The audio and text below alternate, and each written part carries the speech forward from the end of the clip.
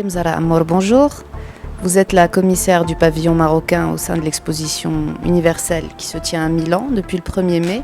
Est-ce que vous pouvez nous expliquer en quelques mots en quoi consiste une exposition universelle ? Une exposition universelle, c'est une exposition qui a pour but principal d'enseigner au grand public en fait une thématique particulière d'intérêt commun. Donc c'est vraiment, ça s'adresse au grand public, c'est censé être compréhensible par tous, ça a lieu tous les 5 ans.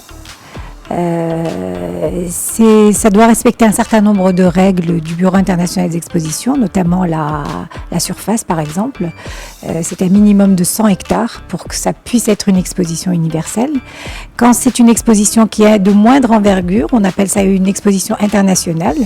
L'objectif est le même, sauf que les thématiques sont un peu plus spécifiques et la surface un peu moindre, donc en général de 25 hectares, donc à peu près le quart. Quel est l'enjeu pour le Maroc de participer à un tel événement ?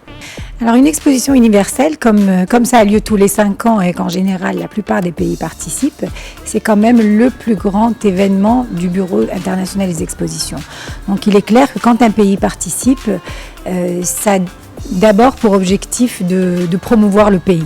Donc c'est une magnifique vitrine pour le Maroc parce qu'on attend 20 à 25 millions de visiteurs sur Milan, dont on espère capter au moins 10%.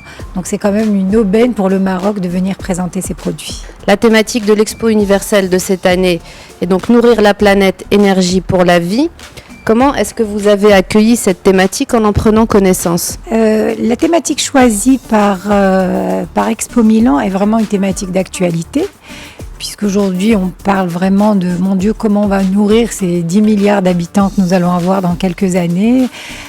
C'est une problématique vraiment qui est à l'ordre du jour indépendamment de cette exposition. Donc, tout le monde parle de ça, tous les pays s'interrogent sur comment on va nourrir la planète, étant donné tous les changements d'habitudes alimentaires que nous avons eus, et comment la planète va accueillir justement tous ces changements d'habitudes alimentaires.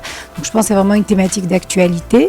Je pense que le Maroc s'inscrit tout naturellement dans cette thématique, puisqu'on est quand même un pays à connotation agricole, même si peut-être selon la définition on ne l'est pas, mais quand même le Maroc accorde une énorme importance à son autosuffisance alimentaire, et donc il était tout naturel qu'on participe à cette exposition.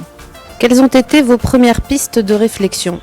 Le Maroc, quand il a entendu parler de cette exposition, s'est dit tout naturellement qu'on devait parler du plan Maroc vert. En 2008, donc le plan Maroc vert a été lancé par Sa Majesté, avec vraiment pour objectif de poser les jalons d'une agriculture pérenne pour le pays.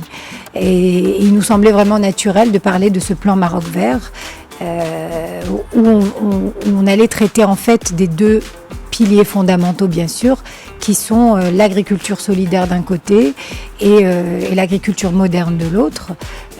Donc nous vraiment on s'est dit le Maroc a un double enjeu qui est un enjeu économique et un enjeu social, et nous allions le traiter dans cette exposition.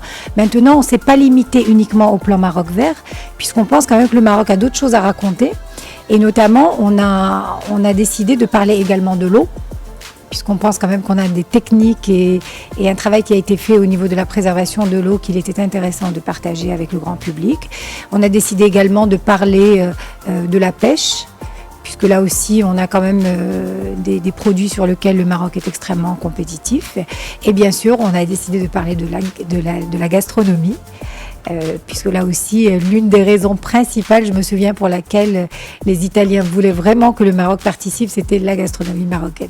Une fois les premières réflexions faites donc, au sujet de cette thématique, vous composez votre équipe. Donc, est-ce que vous pouvez nous en parler un petit peu, nous dire de qui elle est constituée, comment est-ce que vous avez fait vos choix, de qui est-ce que vous êtes entouré, et est-ce que vous avez fait appel à des spécialistes de l'agriculture ou des spécialistes de l'environnement ?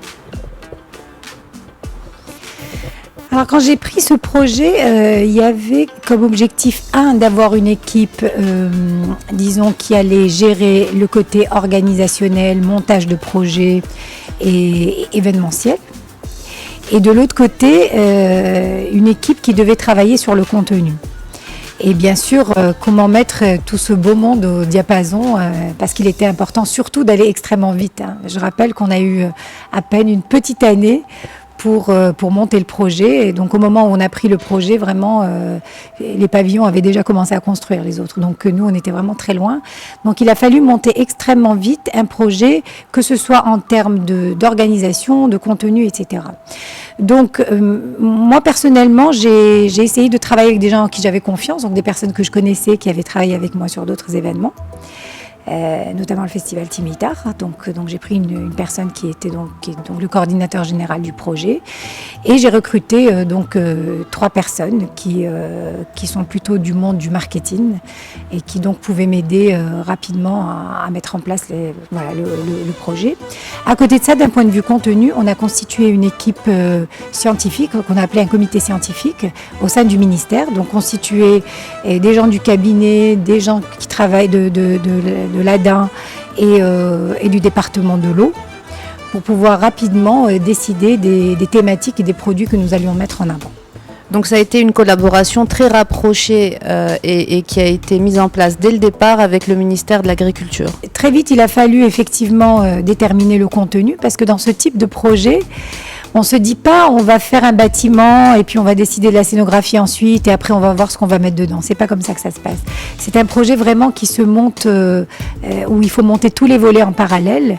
Et donc on a travaillé sur le contenu très rapidement avec le ministère de l'Agriculture, donc pour décider de quels produits on allait mettre en avant. Donc là on a fait carrément la liste des produits du terroir qu'on devait mettre en avant. Et en parallèle, donc, il a fallu donc commencer déjà à travailler sur la mise en avant de ces produits, parce qu'il ne faut pas oublier qu'on a par exemple des films à tourner. On a tourné 16 films, que les produits ont une saisonnalité, et que voilà, si on avait perdu sur un an, on avait à peine le temps de tourner l'ensemble de nos produits. Donc très rapidement, il a fallu décider avec le ministère quels produits on allait mettre en avant, et genre un mois après qu'on ait commencé le projet, on était déjà sur le terrain en train de tourner des films. Alors s'agissant de ces films, est-ce que vous pouvez nous en parler un petit peu sur qui, sur quoi est-ce qu'ils se sont focalisés ? Les films font partie, c'est une partie de la scénographie. Donc il était important pour nous de montrer ces producteurs, de montrer comment les produits naissent, le travail qu'il y a derrière de nos coopératives. Donc il nous semblait important d'aller filmer les coopératives justement pour valoriser leur travail. On en a 16, donc on a travaillé par région, puisque la scénographie tourne autour justement de cette visite du Maroc à travers 5 régions. Et donc on a listé un certain nombre de produits terroirs, comme le safran, l'argan, les amandes, les figues. On a tourné dans le sud aussi l'élevage camelin, les rtarat. On est parti vraiment rencontrer ces gens-là, voir comment ils travaillaient. Et d'ailleurs, on s'est rendu compte après sur les lieux de l'exposition que les visiteurs s'arrêtent et voient un film de bout en bout, parce que, par exemple, quand on voit le safran en pistil, personne n'imagine ce qu'il y a comme travail derrière. Personne n'imagine que toutes les fleurs qui sont recueillies chaque matin pour pouvoir sortir un pistil. Et c'est vraiment des films qui ont beaucoup de succès. D'ailleurs, il y a des visiteurs qui nous envoient des petits mails pour nous demander s'ils peuvent récupérer les films. Est-ce que dans ces films, on se rend compte du rôle que la femme occupe dans le monde rural marocain ? Vraiment, c'était très amusant quand on a tourné ces films, parce que moi je m'en suis rendu compte a posteriori quand je les ai revus, c'est qu'on a l'impression qu'il n'y a que les femmes qui travaillent. Et sur les 16 films qu'on a tournés, je crois qu'il n'y en a que 2 ou 3 où ce sont des hommes qui sont à la production.